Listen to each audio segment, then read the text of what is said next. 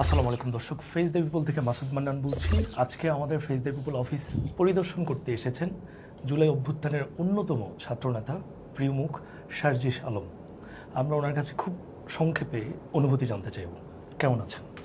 জি, এই তো আলহামদুলিল্লাহ ভালো আছি। আপনি কেমন আছেন? আলহামদুলিল্লাহ। ফেস দ্য পিপলে এসেছেন, দেখলেন, যদি ছোট করে অনুভূতি জানতে চাই আর কি। আপনারা আসলে ফেস দ্য পিপলের নতুন করে আমাদের বাংলাদেশে অফিস চালু করেছেন। এর আগে আমরা সাইফুর ভাইকে সবসময় অনলাইনে দেখেছি আসলে, এবং একটা জিনিস কি, এখানে আসারও একটা কারণ আছে। সবখানে বললেই যে আমরা চলে যাই, ব্যাপারটা এমনও হয় না। আমাদের অভ্যুত্থান চলাকালীন যে সময়টা ছিল, ওই সময়ে আমরা যখন শুরুর দিকে বিভিন্ন সময় টকশোতে, মিডিয়ায়, মেইন স্ট্রিম মিডিয়াগুলোতে যাওয়ার ওইভাবে সুযোগ ছিল না, তখন কিন্তু একদম জুলাই শুরুর দিক থেকেই আমরা ফেস দ্য পিপলে অনলাইনের যে টকশোটা হয়, সাইফুল ভাই যেটা অ্যাঙ্করিং করে, সেখানে আমরা বারবার এসে কথা বলেছি।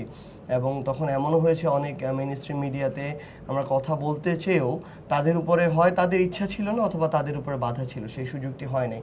তো সেই সময় আসলে আমরা প্ল্যাটফর্ম হিসেবে ফেস দ্য পিপলকে পেয়েছিলাম। এই জন্য আমাদের ওই কৃতজ্ঞতা বোধের জায়গা থেকে আমি যখন জানলাম যে এখানে আপনাদের নতুন অফিস হয়েছে, আমাদের মনে হয় যে আমাদের ওইটুকু কৃতজ্ঞতা বোধ অবশ্যই থাকা উচিত। সেই জায়গা থেকে আসলে আজকে অফিস পরিদর্শনে আসা।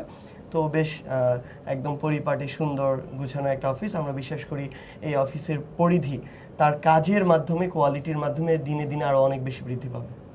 আপনার কৃতজ্ঞতার জন্য আমরাও ধন্যবাদ। আরেকটা যদি প্রশ্ন করি, সেটা হলো যে আমাদের অনেক আক্ষেপ আছে যে জুলাই সময়টাতে অনেক মিডিয়াই ওরকম পজিটিভ কোনো ভূমিকা পালন করেনি।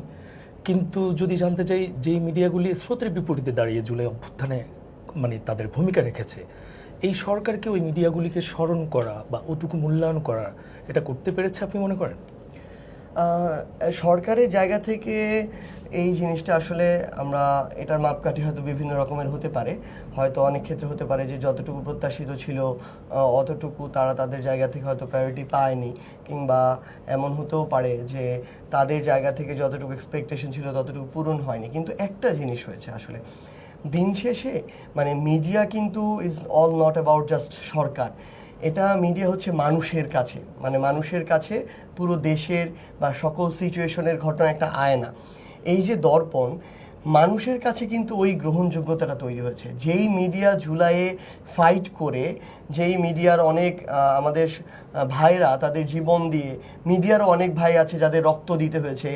অনেক মিডিয়া এমন হয়েছে যে তাদের হয়তো এই নিউজ কভার করতে গিয়ে গাড়ি পোড়ানো হয়েছে, তাদের উপর আক্রমণ হয়েছে, তারপরও তারা কিন্তু এই রিস্কটাকে সামনে রেখেই মানুষের কাছে গিয়েছে, আন্দোলনের একদম মোমেন্টামের পিক জায়গাগুলোতে গিয়েছে, এবং এই ফুটেজগুলো পুরো দেশ, পুরো পৃথিবীর মানুষের সামনে তুলে ধরেছে বলেই কিন্তু এত বড় একটা অভ্যুত্থান সম্ভব হয়েছে আসলে। তো সেই জায়গা থেকে মানুষের কাছে ওই মিডিয়াগুলো কিন্তু এই জায়গাটা দখল করে রেখেছে মানুষের মনে, এবং এটাই কিন্তু আলটিমেটলি হওয়া উচিত। এবং আমার মনে হয় যে এটাই সবচেয়ে বড় প্রাপ্তি একটা মিডিয়ার জন্য, যে মানুষের অন্তরে ওই নামটা জায়গা করে নেয়া, ওই হাউস বা ওই মানুষগুলো জায়গা করে নেয়া। তো সেই জায়গা থেকে আমরা আমাদের জায়গা থেকে অন্তত এটুকু মনে করি যে, যেমন আজকে আমি যে এখানে এসেছি, এটা তো ওই কৃতজ্ঞতা বোধ থেকে এসেছি যে তখন ফেস দ্য পিপল প্ল্যাটফর্ম অভ্যুত্থান চলাকালীন সময় আমাদের কথা বলে স্পেস করে দিয়েছে।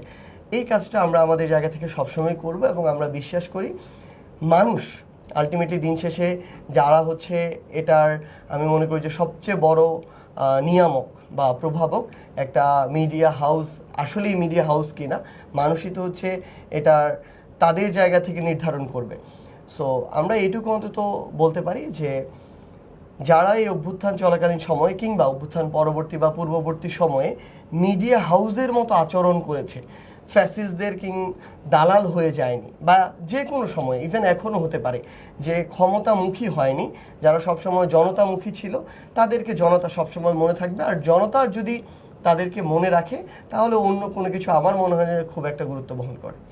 শেষ প্রশ্ন, সেটা হলো আপনার এই আশাটা কি এনসিপির পক্ষ থেকে আসা, না ব্যক্তি সার্জিসের আবেগ ভালোবাসার প্রকাশ?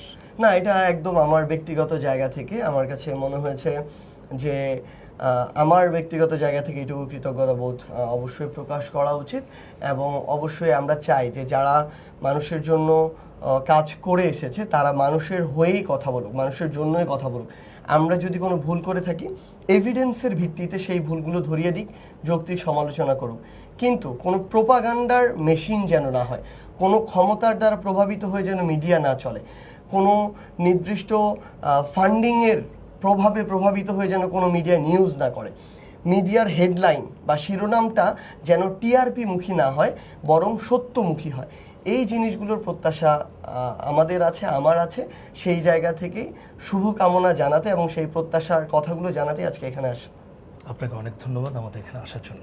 আপনাকে অসংখ্য ধন্যবাদ।